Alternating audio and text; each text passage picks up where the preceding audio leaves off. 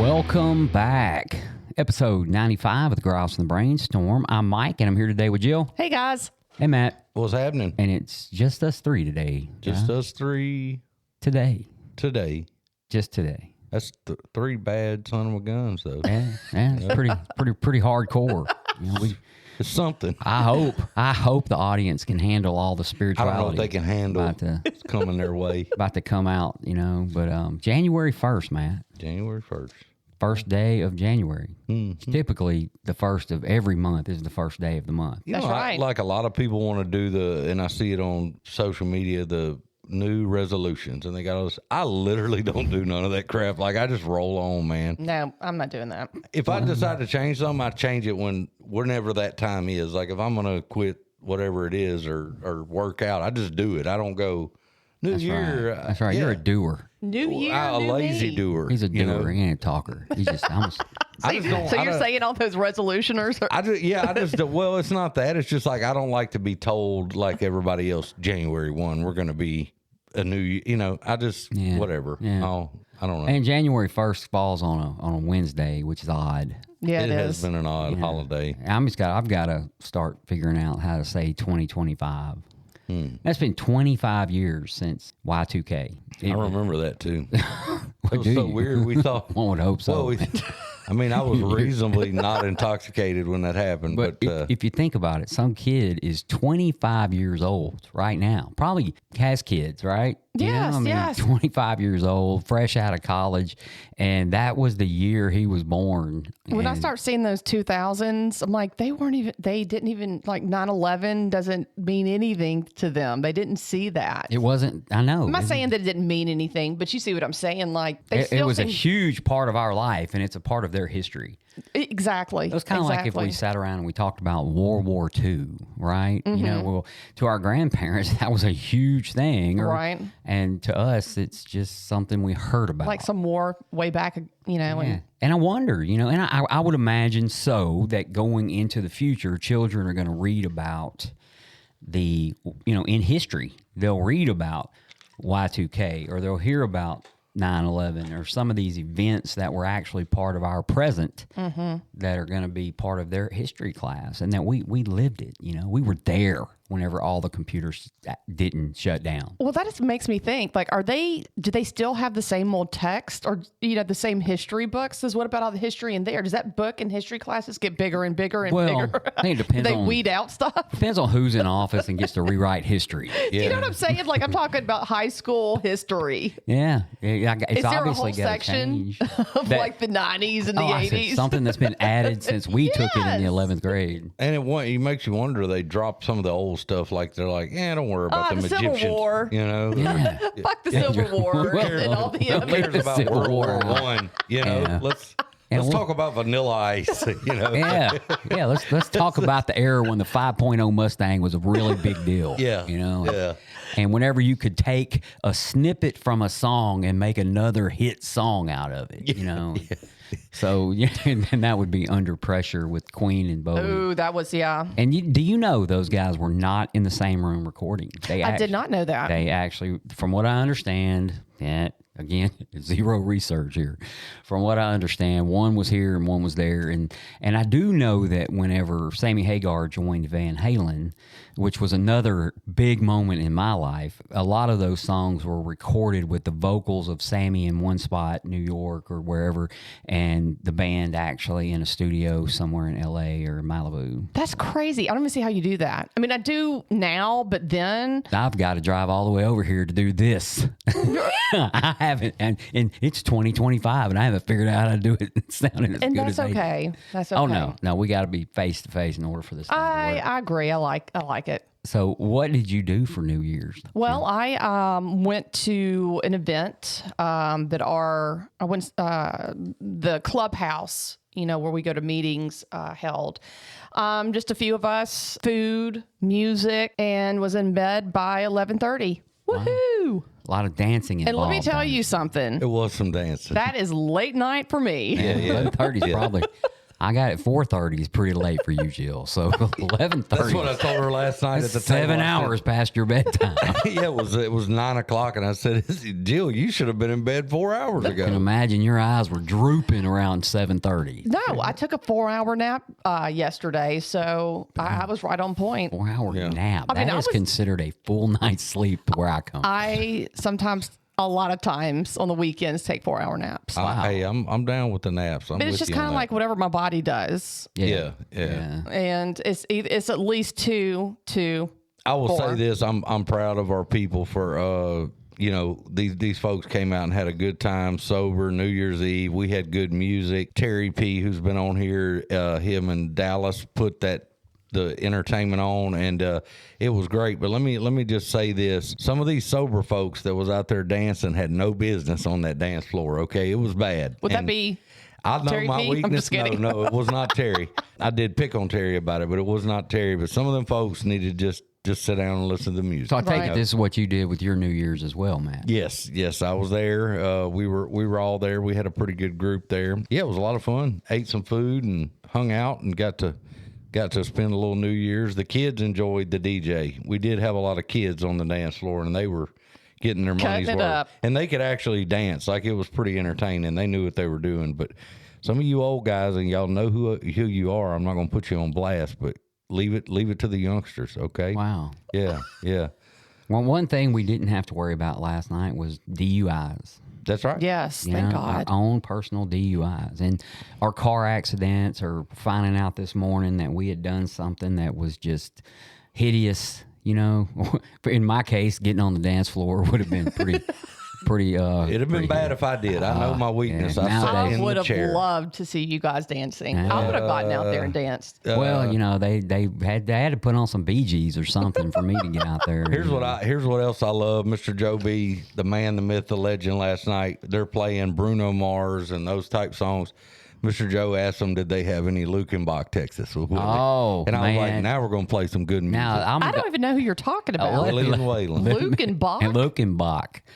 Let's go. You never heard of Lukenbach, Texas, with Waylon and Willie and the boys? But Mr. Joe was like, hey, are y'all going to play some good stuff? I'm ready to hear it. So Well, Kid Rock does a really good one with Kenny Chesney. Well, he did too. play, LL Cool J, I Need Love. I heard yeah. that. I was like, what? I can recite every single word of that song. Yeah.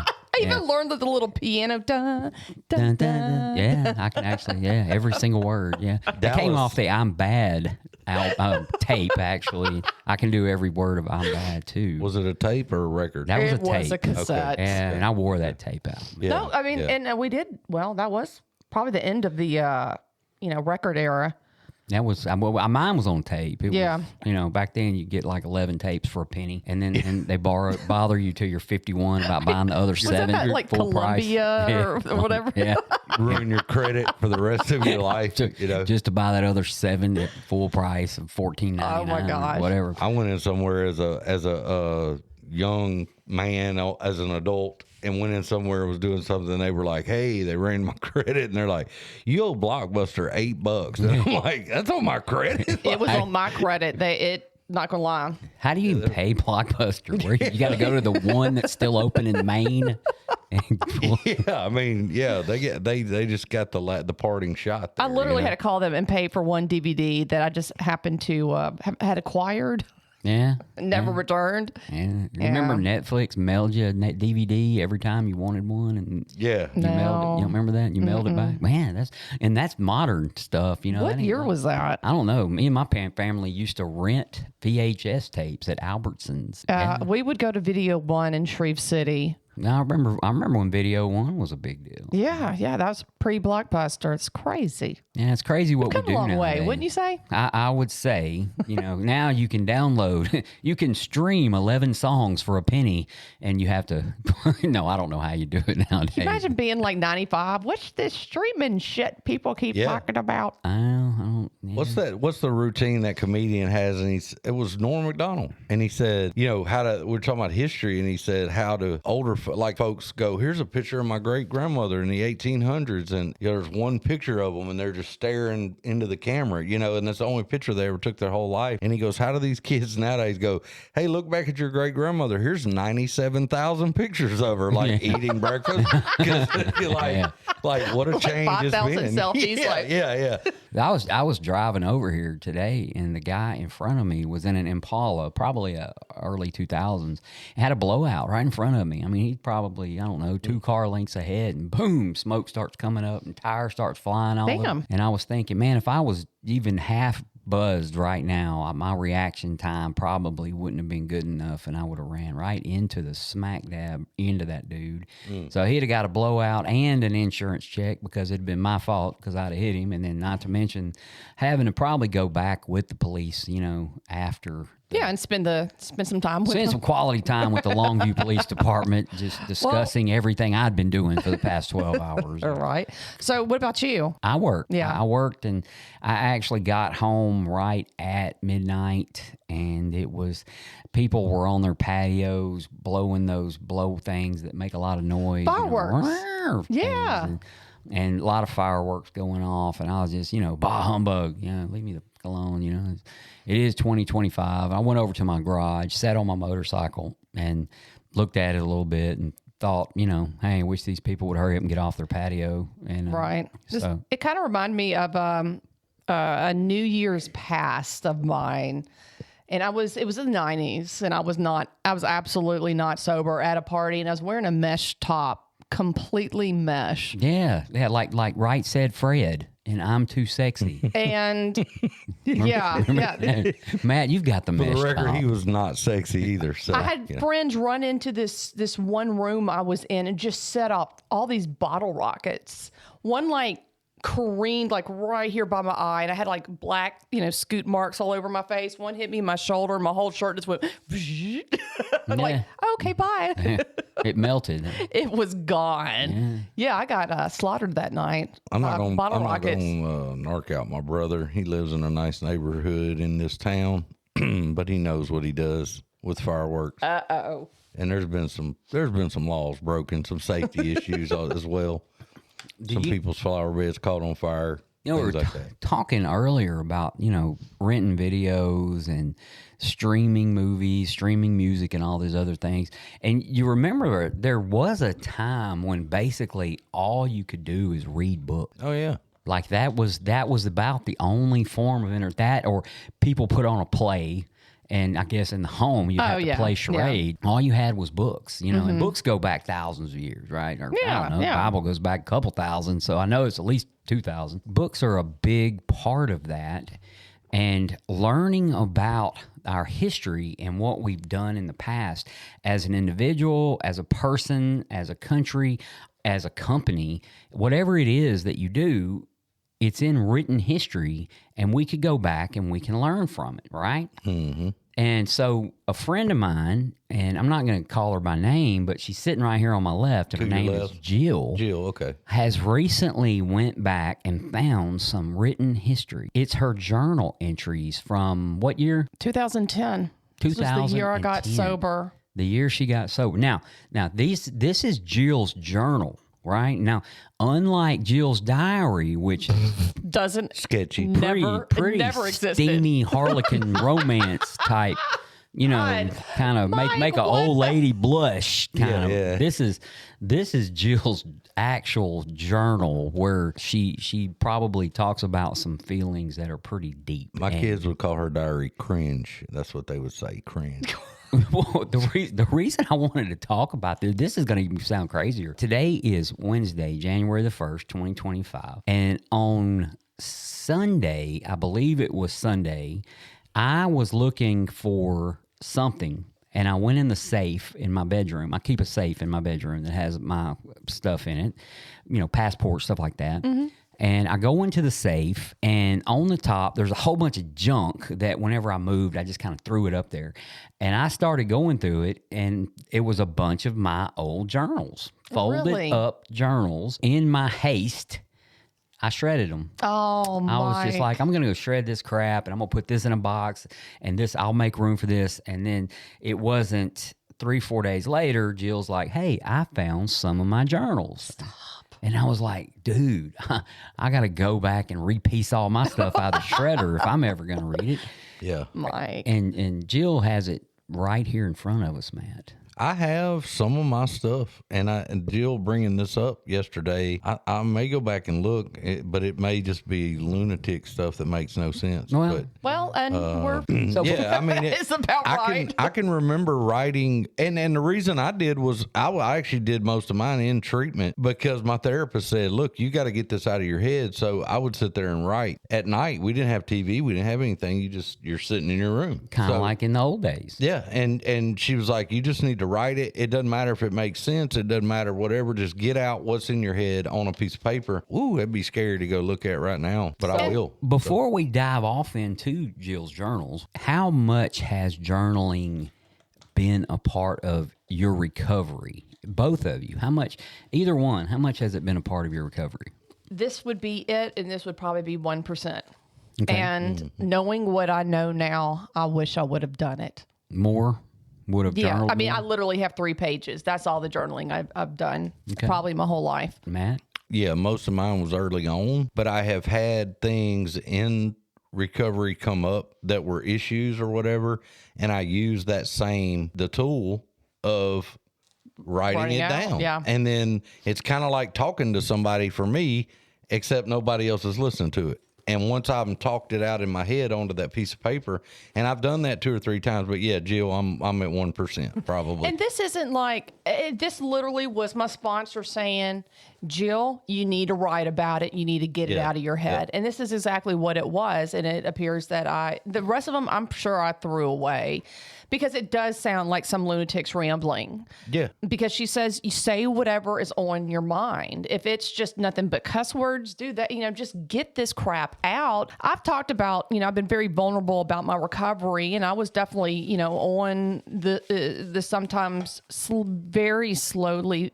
train. And it took me a long time to get a lot of stuff. I don't know if it was just a little bit, I was so foggy headed. I was hard headed. It's a lot to reintroduce a whole entire lifestyle to someone that's just complete gibberish.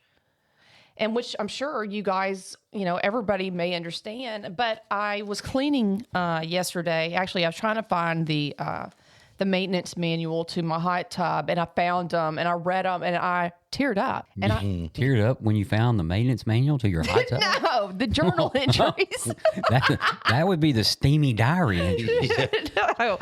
And it just, I was happy, I was sad, and if I tear up, it's because I remember this, and I remember that feeling of complete hopelessness.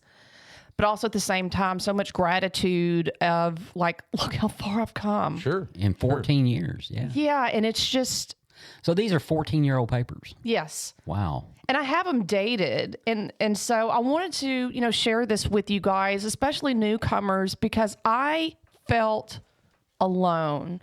I felt like I was the only one that was not understanding what everybody was throwing out at me.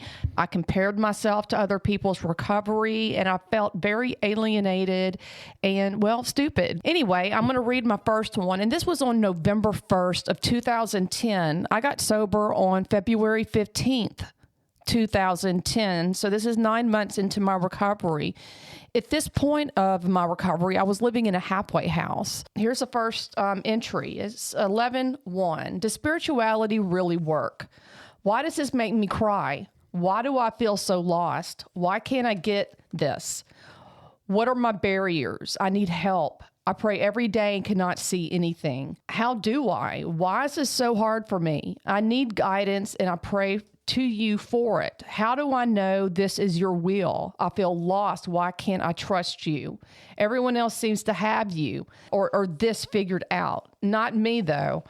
I am more torn now than I ever was before. This pisses me off. What am I doing wrong? I'm sick of trying to listen and not hearing anything. I ask for you to reveal yourself to me, and I see nothing, but maybe I don't know what to look for. I'm sick of this shit.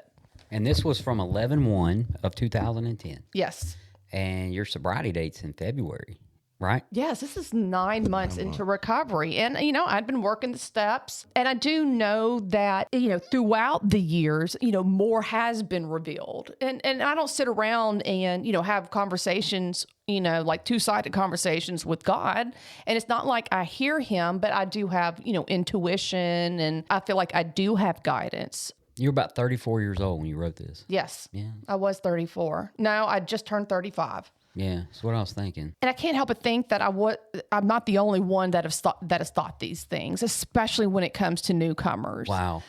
Because I had no higher power when I came into recovery, like nothing. I had an idea of what I wanted it to be and but I just wasn't raised to believe in anything. And so this was the biggest obstacle it was the hardest thing for me to conceptualize and to get, for the most part, is spirituality and God. It just totally baffled me. The chapter to the agnostic talks about being at that point where you're just to the cusp of crossing over to the desired shore of faith, or the exact words elude me at this moment, but where you're right there on the edge of just something clicking. That's what it reminds me of, because you're obviously not talking to yourself.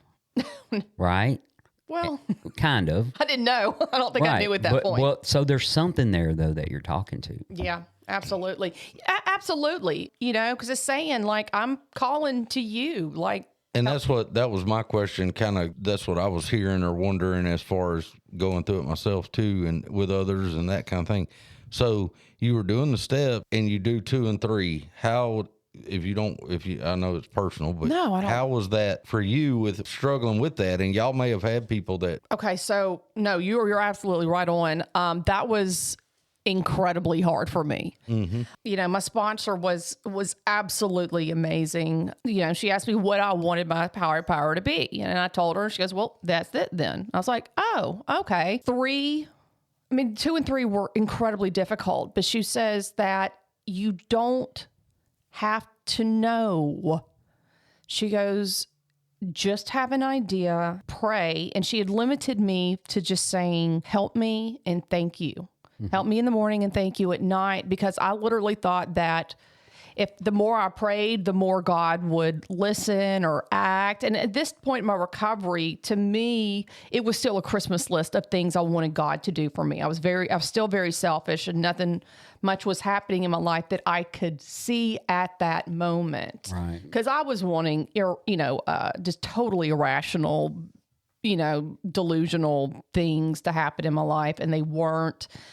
But still, learning what my will and God's will and surrender and all these things that it seems so insignificant. Not in the fact of what happens when you do it, but what it means. Because I wasn't raised with those words. I wasn't taught, this is how you practice gratitude, or this is how you practice surrender. And so it was all very confusing. And I would go to meetings and hear people talk all about how their higher power is working for them. And I have this great job, and, this car in the park, I'd see their car in the parking lot. And I was like, wow, they must be really spiritual. And really spiritual. Just from the bumper stickers? No, but They have the Jesus fish, or Seinfeld it could have been a Subaru. They come with bumper stickers already. They already have them on it. Uh-huh. So it was a big struggle. And so she said, well, we still have to go on. You have an idea of, and you may not trust this whole, thing, but let's keep on going. Because she kept telling me more will be revealed. And it was clear after I finished the steps, that is exactly what happened. I learned a little bit more. And then, years later, I did the steps again and I learned more, but it was something that took a lot of time and a lot of practice. It goes on. This is 11/15. It appears that I have 2 journal entries on 11/15, and there must have been a mood swing in between Imagine the 2. It says, I just walked out of my first AA meeting. I got my 9-month chip. I should be happy, but I am not. I'm so fucking sick of hearing God, higher power shit. I feel I am building a resentment against people that have figured out God or whom have an understanding. I don't. I feel lost. I feel I've had it, but it's totally gone. It fucking irritates me. I feel alone. Why me? I want this so badly. I cannot wrap my head around it. I am drained. I am starting to realize how impatient I am, and it fucking sucks. I want this now. Wow. Wow. 9 months sober. Yeah, this is me like laying the hammer down. Yeah. It's just all of this. All the things that I'm reading were all the lessons I learned in recovery, like patience, per se, and this whole like I want what I want and I want it right now. Like spirituality, you just don't say, "Hey, man, I want it," and it comes and it just shows. It's like it's there. This is something that takes skill and practice and years to develop. And I'm going to have to go back to the chapter on agnostics. And yes, and I love that chapter because I was like, this is me. This just screams we agnostics, and someone who, how it talks about reason, and how logic is great stuff, and we love logic. We still love logic. But sometimes we can't take the logical path because it isn't a valid path. It just doesn't work for us, right? Right. And, there it is where you have logic, which is what you've grown up with, and your lack of anything spiritual, right? Right. And then you have this, I've got to get this spiritual thing, and it's so frustrating not to be able to get it. I'm right there on the cusp, blank this blank, right? I'm just heck with all this, And, Well, I've always been a concrete thinker. And to think outside of reality is really hard for me. I do not read between the lines well. Oh, man. Gosh dang. I've hit 100%. I cannot stand weird. People just, when they talk in riddles and shit, and they expect you to read their mind and know what's going on. Yeah. And I can't do There's a lot of jokes I don't get. I mean, yeah. And to me, I felt like this is exactly what that is, but I didn't realize it was a journey. Even like the women with me in the halfway house, everybody seemed to get it, and it came with ease with them, and I was just like, well, did they get it because they grew up with it? Yeah. Did they get it because they had to get it in order to get back out? Or they could have been completely full of shit. Or was they faking it? Yeah, and that was where I was going. I mean, you there's a lot of things come into play in that kind of stuff. You never know. Yeah. And I've always been very vocal about my struggles and recoveries at meetings. I think it's important because no one did when I was getting sober. Everything was peaches and rainbows and Skittles and whatever the hell. And here I am just like, I don't know what's going on. And I felt like I was the only person. I know we're supposed to talk about our experience, strength and hope, but at the same time, it made me feel like I was the only one that didn't get it. Yeah. And as a newcomer, that is the most isolating, alienating experience. And that's why I like to talk about how just like out there I was for a long time.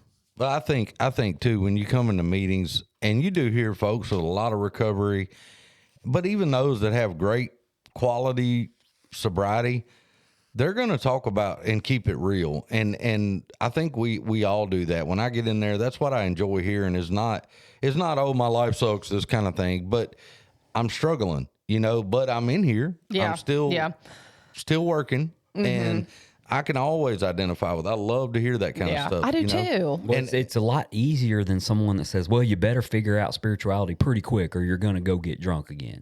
Yeah. Yep. And I felt like I had a lot of pressure, and it was mostly internal. Oh, of course, and just a lot was going on. I was procrastinating in my steps. At this point, I did have a relationship, and so I was still very selfish, and there were a lot of things I had to learn about me, before this happened. You had a relationship with another human being. Oh yeah, there was a guy I had a whole relationship with that was also new in recovery, and so I wasn't focused on the prize. Right. And so it took me another 9 months, another 6 months for me to go through the steps. But a small drop in the bucket compared to 14 years. Oh yeah. But if you think about the dividends that you got out of that struggle. All of my struggles, I mean, I'm just so proud of them because of like what I went through to learn what I needed to learn. And this right here that I just read was one of my biggest ones. Yeah. And, letting go of the need to control. That's how I was told to live. You make it happen. No one else. Wow. It's weird to read this because I still remember that broken woman, and I still remember the feelings of hopelessness and helplessness and the struggle every day of everything, of basically me trying to let go of the need to control everything and surrender and give that to God. And this is how my head was all day long. It was a pretty piss poor attitude that just continued to go on. But I also had good days in between every now and then. And so, which kind of leads me to my next one, which was also on the same day, which you're going to be like, wait, what? So you made this journal entry again? Another one today? Yeah, same day. And this one, it's a lot more hopeful, which really cracks me up. But it can just go to show you the moodiness of a newcomer and, what you can and can't see in a moment. It just depends on, which wolf you want to feed. Yeah. It goes on to say, this one, 11:15, I'm feeling better every day. Thank God my chest is clearing up. Had a good weekend. I needed it. It was nice to drive alone. It was peaceful. I needed that. I do feel more hopeful. I'm still am a little confused spiritually, but that's okay. I still feel I need help, and I ask for it daily. I need peace. I wish I knew where I'm going. It's hard not knowing. I feel everybody has their life planned out, and I am floating. The unknown kind of scares me. I wish I knew. I do feel a tad safe. I am more peaceful. It definitely helps when you feel better physically. I hope that God hears me. I wish I knew. I can't see it. I'm okay right now. Today is 9 months for me. I have been really antsy and have been feeling physical effects of how I would feel when I was going into DTs. But I know it will pass. It takes time. I like being sober. It hasn't been easy. I think because I fight everything, I cannot just be.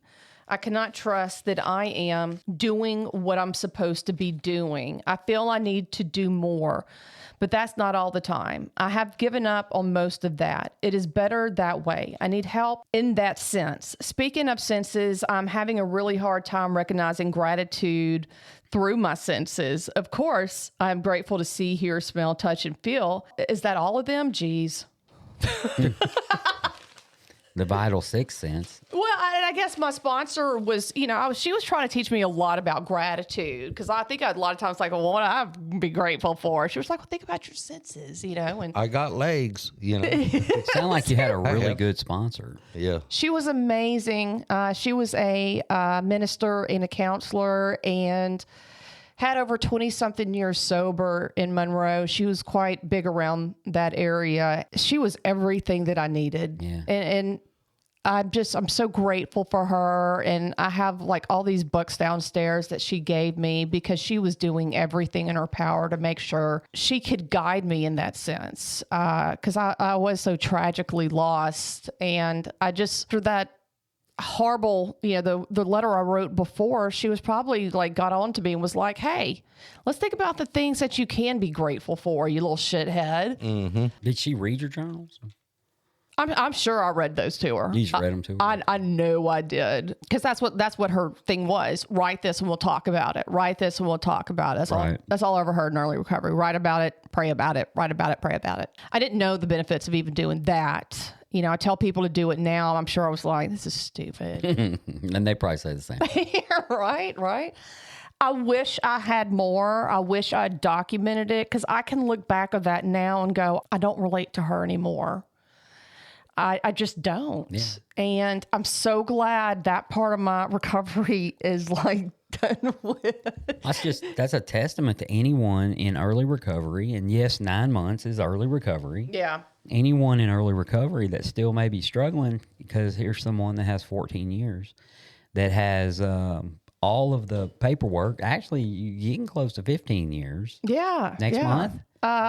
February 10th? Oh, gosh. It is next month. I'll have 15 you'll have years. 15 years on February the 10th. Wow. Feels like an old timer. She's getting there one That's day crazy, at a time. right. But that is a true testament to someone that says, I've been doing this almost a year, and I still this, that, and the other. And I mean, hey, there's a point where you just don't give up. You just keep going. You just keep doing like Dory. Just keep swimming. Keep swimming. This is kind of goes back to the brainstorm part of this whole deal. I mean, just listening to what Jill's doing and reading that, and we want to try to outthink and control everything. And it's our mind. And I did the same thing. And then I went, if I'm going to have a higher power, then he's going to have to show me something. That's my attitude. And you know what? Sometimes I still do that. I'm going to need a miracle. Yeah. I'm like, you know what? Let's get a limo out in the parking lot right now. I wish you had some journals, Matt. I'm gonna look, y'all. If I do, I will read them. I promise. We'll probably get banned off all platforms. But I did, and I went. You know what? If I'm gonna believe in this, then I've got to see results from that. And that's basically what I was screaming for. Yeah. And then I finally, after talking to a lot of people, and they were like, blah, blah, blah, blah, blah. And I sat there one day and it hit me like a ton of bricks. And I went, I think I got a 90-day chip. I was in treatment though, but I got a 90-day chip at a meeting, and I was sitting there that night and I was looking at, and it was a little plastic poker chip, the cheap one, Mm-hmm. And I was like, dude, I got a 90-day chip. And I went, that's a miracle. That is a miracle.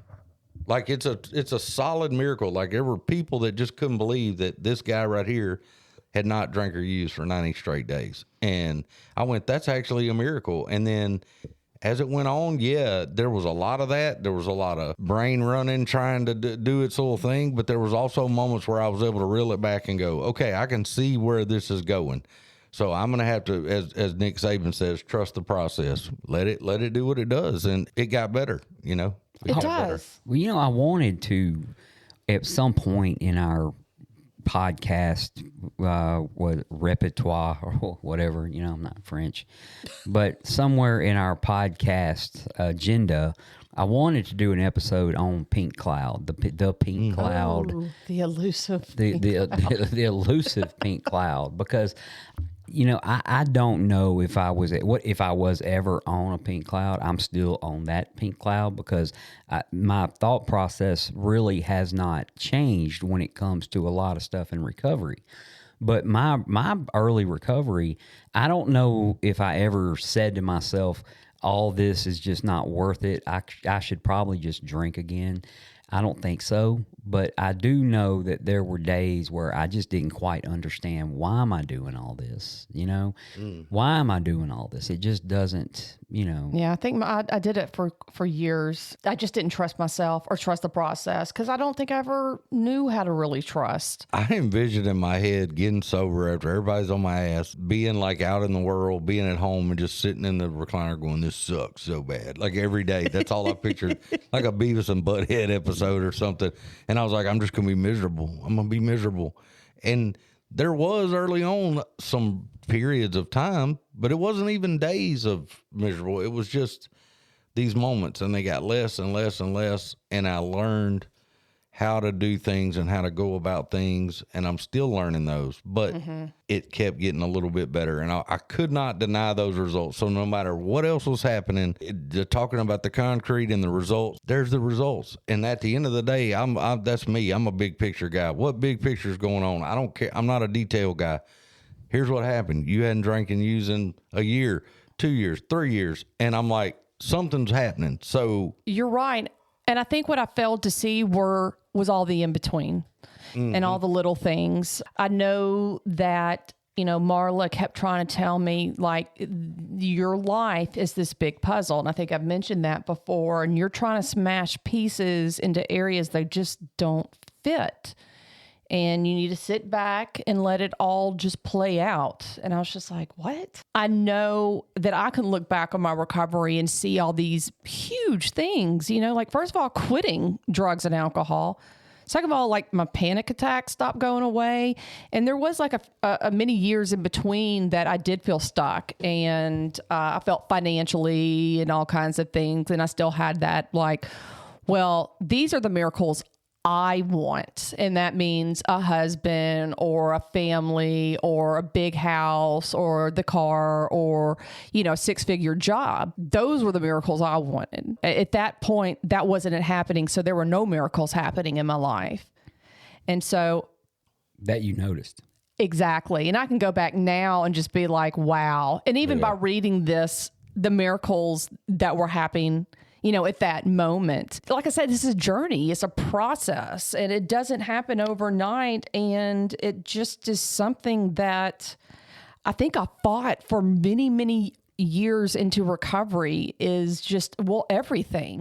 And I said right there, I mean, what did I say? I was just kind of defiant. And you mentioned something in there about how you were comparing yourself to other people. Oh, I was big on that. And they will tell you that when I say they, the people in the rooms will tell you can't compare your insides to other people's outsides, right? Yeah. Oh, yeah.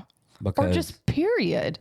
I was really big about that. And I just watched all my friends before, get everything else before me. It's like, how do they get a good job? I have a fucking bachelor's and I'm making $9 an hour. What is going on here? Yeah. This is crazy. Mm-hmm. It's we had a talk last night on the way home from the event.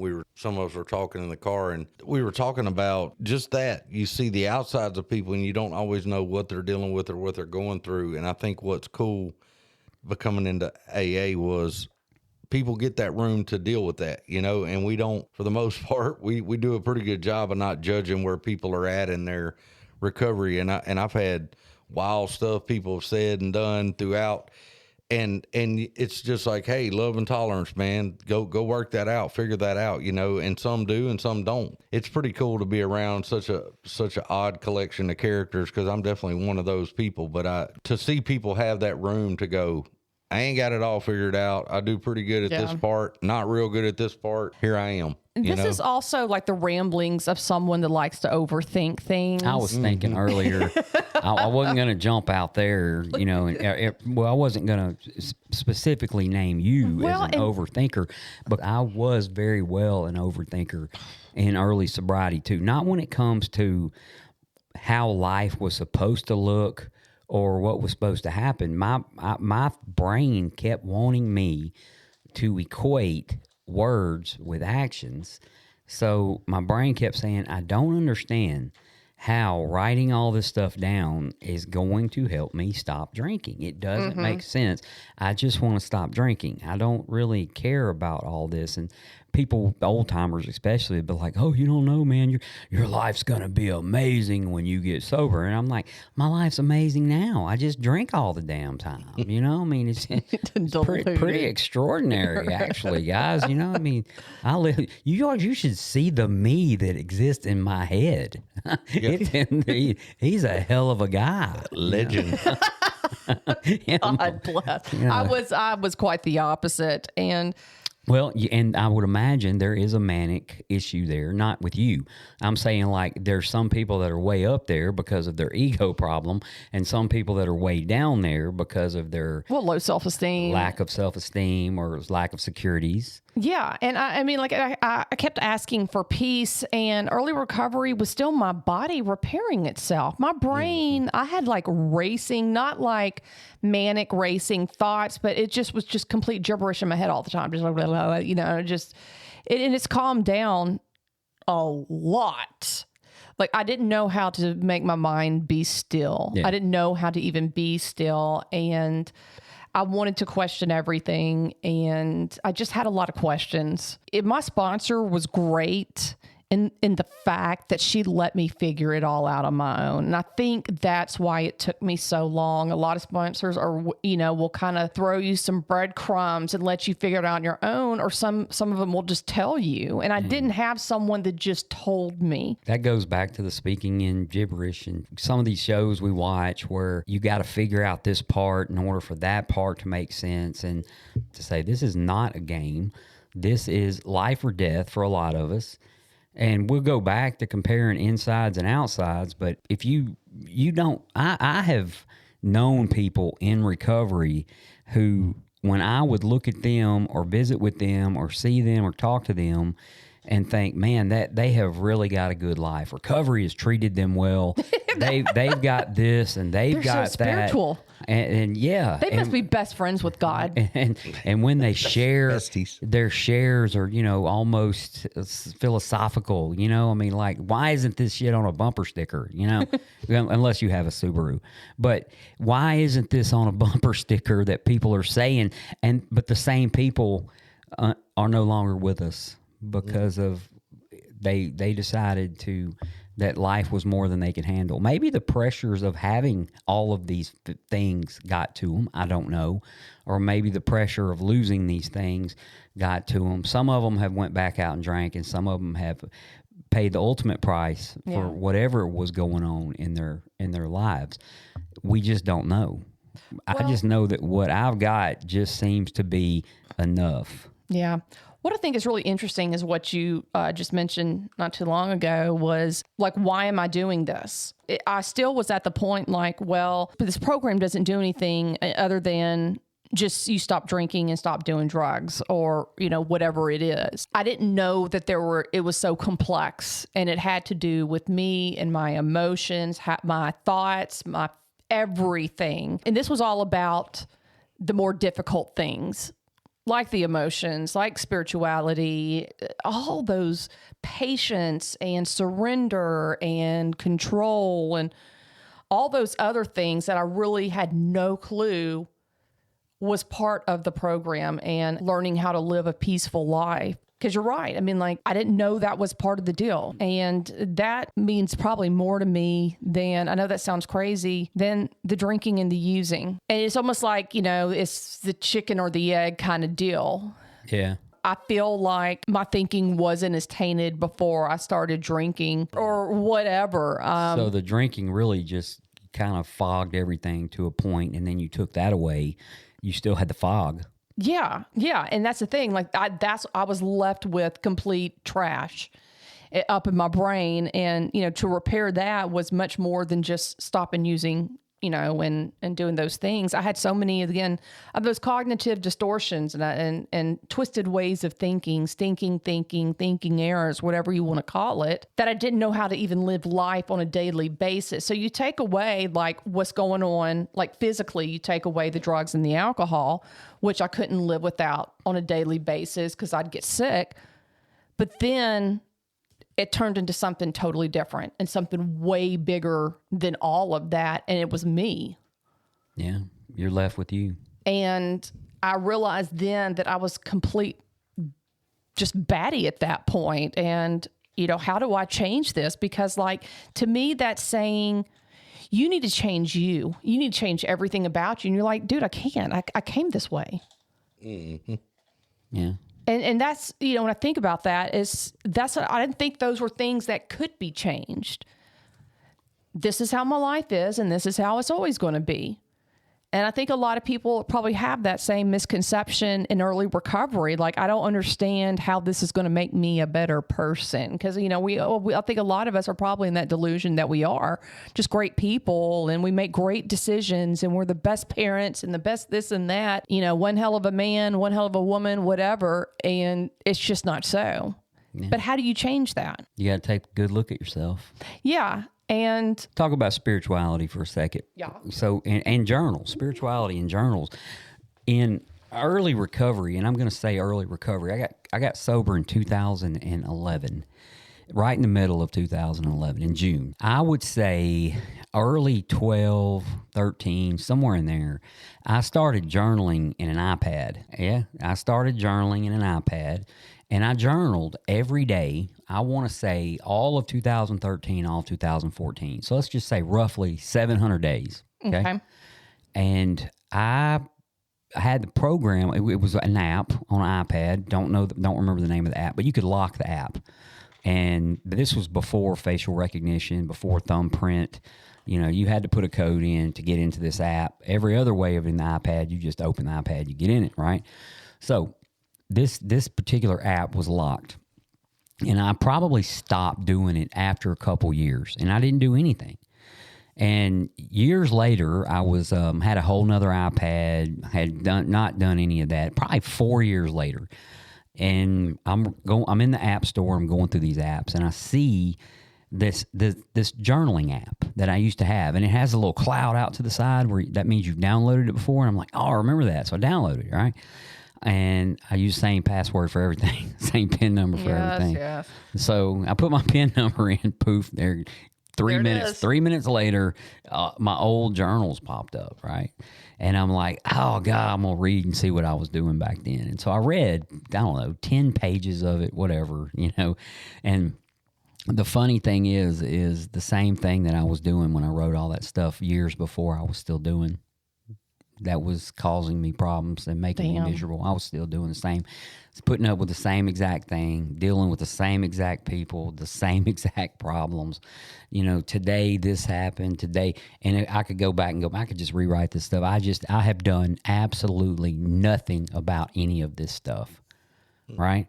And so the spirituality part is me realizing if anything is ever going to change about this stuff I was whining about 2 years ago, or 3, 4, 2 whole years, that's a long time. Yes. All this, if anything's going to change about any of this, this is where I need to start to make changes in me, because this is nothing changes if nothing changes.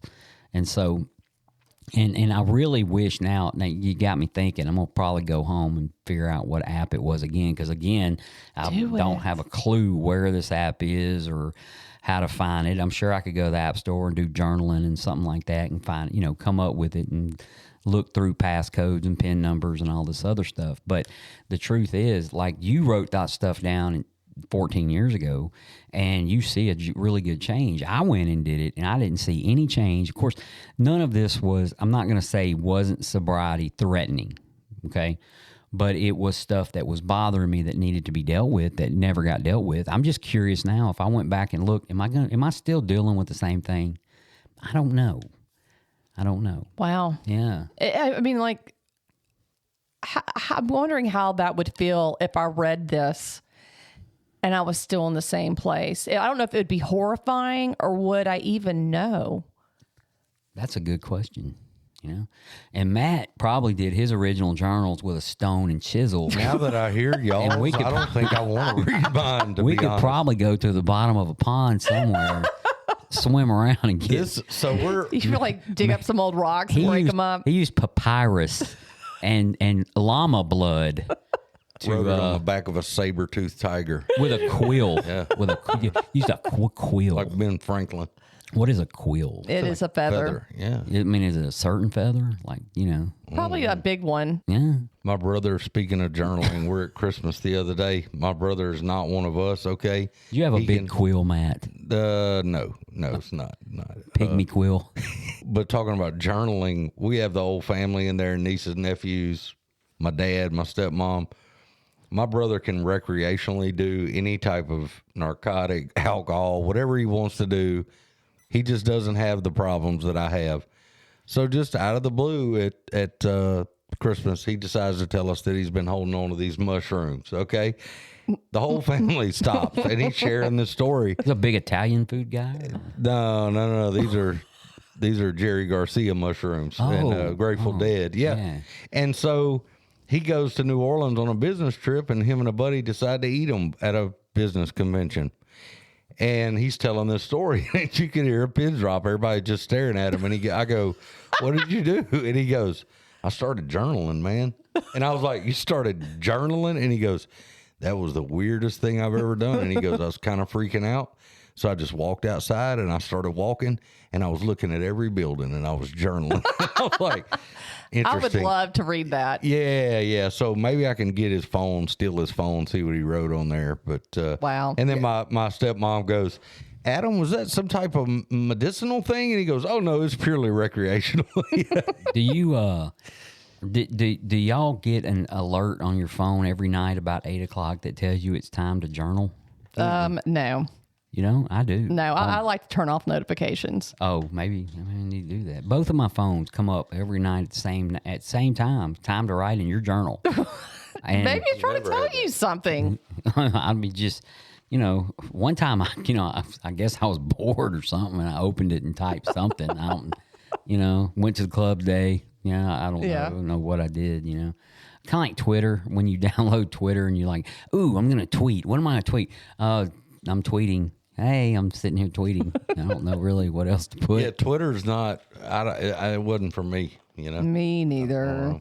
Yeah, I don't have that much stuff to talk about. Do you have any plans for the new year, Man, just keep rocking.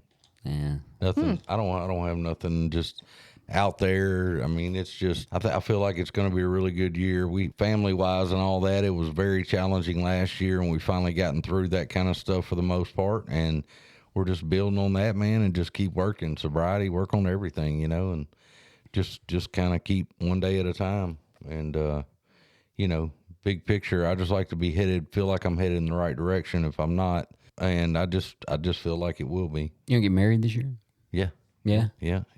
To a woman, Well, so that's good. well, hey man, different strokes, different folks, brother. You can marry whoever you want. Yeah. We are all inclusive, never exclusive. I mean, if you're not marrying a woman, we probably need to tell Lacey. Well, we'll break it to her on the show. Exactly. I wish she would have been on here today with the journaling, though. She's big into that journaling stuff. She's real sharp on that, and she can, I think, speak on it a lot better than I can. I just kind of scribble stuff, but she's like Jill. She can kind of tell you the benefits of it, but yeah, my counselor was great about that. And I have used it off and on, and just sometimes I'll sit down and write some stuff out, better than yelling at somebody. You know what I mean? Yeah, yeah. And journaling is a great tool for anybody, and you don't have to be in recovery. And, one thing I was taught, if you can't share it with someone, you need to get it out of yourself somehow. So therefore, write about it, journal about it. I've used it a lot. I've used process letters a lot. If I'm grieving, a breakup, I don't know, but I will write letters and then I'll burn them. But it's just stuff that I need to get out, and it could be just frustrations, stuff that I don't necessarily need to tell anybody, but just stuff that I need to get out of my head. I tell this to my clients and everybody, sponsees, like, dude, write about it, get it out of your head. I bring the guys at work, I bring them paper and pencil quite a bit. And, whether they do or not, that's not up to me, but it's been proven to work. Yeah, I think it's going to be a good year, though. If Lacey ends up deciding she wants to fool with me and we go forward with that, I think I'm all right on it right now, as long as my behavior stays Key reasonable. to it is, like, right when you get married, start journaling.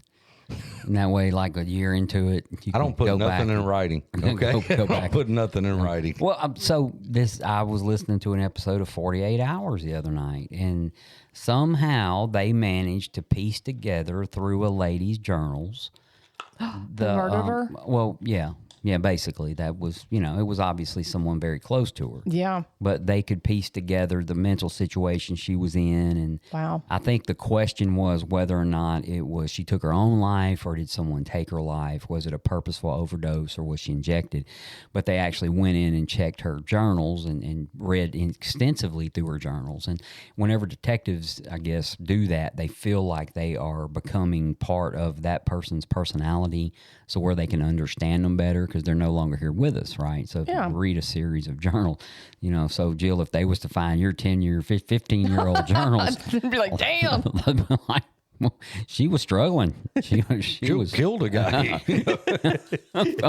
I don't know, man. You might want to. Right. I may want to put like 10, 11, 15, like 2010 on I've got a box of that stuff. I'm kind of hesitant to go back and look through it, but I'm going to do it. So it's kind of like mug shots. If you look at your mug shot, right, when you got into recovery and then you look at your mug shot now, you probably still got a problem if you're still getting mug shots. Sober. Look how good I look in that orange sober. And I just think there's I have a lot of gratitude looking back on this because, like I said in the beginning, it's like I'm no longer struggling with any of this. Yeah. And that the fact that I persevered and I stuck with it, no matter how confusing or challenging everything was, I still had a glimmer of hope. Yep. And you absolutely, and you can hear it and you can see it. And that is definitely a tool that can be used whenever you're sponsoring someone that just struggles with that spirituality thing. And that's Yeah. the word too that I wanted to harp on was tool. We have a lot of tools in our toolbox to use for different things. And that's not one, like Jill said, 1%. I'm probably 1% too.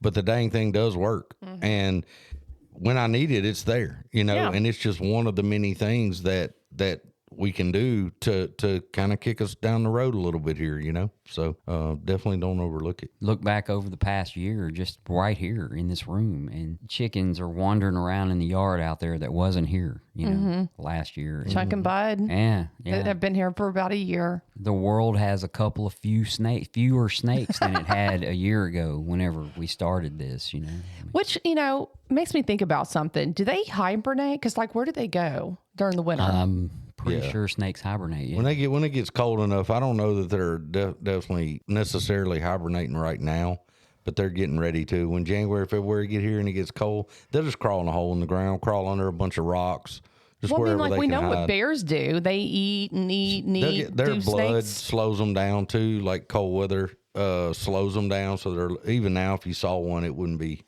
100 miles Yeah, an hour chasing where do the you. wasps go? Did they just do the same? Do wasps hibernate? That's a good question. Where It's do they kind of go? like did everybody get their dogs glasses for the eclipse a while back? Is up there with that? I still haven't got an answer to that. Yeah, it's just- Anyway, just more questions to Have ponder. y'all seen that comedian? He's on a one of these. I guess it was a TikTok thing or a Instagram thing where he's talking about if he went to the past, if he was to get in a time machine and go back to the 1930s, he couldn't even prove he was from the future because he'd be like, hey, that telephone you're on right there, in the future, we have them in our pockets, we just take them out and we can just talk right there. And they're like, oh, how does that work? And he's like, oh, well, it's something. I don't really know. No idea. It's something to do with satellites, and up high something. like, what? Well, he's like, I don't really know how any of this stuff works. What's this gibberish you talk? Yeah, it's very funny. Norm was talking about the picture of showing the grandpa in the 1800s. That picture, the one picture the man took his whole life, and he said, I can't do his face because we don't have video, but he said that you see the old guy with this scowl on his face, like they just caught him by surprise. And he says his whole facial expression says, I got to go feed them hogs. And he goes, that's all he cared about back then. Now it's, 10,000 pictures, but life's funny. Well, Yeah, it is. Jill, thank you for sharing that part of your life with us. Absolutely. I hope somebody out there can use that and continue on their journey to recovery, knowing that whatever obstacles come in our way, we don't have to drink today. We just have to get through today. That's right. And tomorrow, it'll have its own set of challenges. But today is what we got to figure out how to get through. So, Anybody got anything else, guys? That's it, man. We got a good interview bonus coming up with a couple in the next few days, so it'll be out. I Okay. think we're going to interview them in 2 days. So Yeah. we're going to talk to them and get a little bit of their experience, strength, and hope. They're out of Utah. Right? Utah, yes. All right. And very energetic. A lot of feedback, and y'all let us know too on the new bonus things. We're mixing in some folks from out of our little circle. I've heard the energy was good with people, and they like the energetic. So that's good, and that's what we want to do. And if you want to be on the show, get a hold of Matt. He'll set it up. We'll call you. We'll $5, I can get you on here. Yeah, So $5. You can claim it on your taxes. that's right. That's right.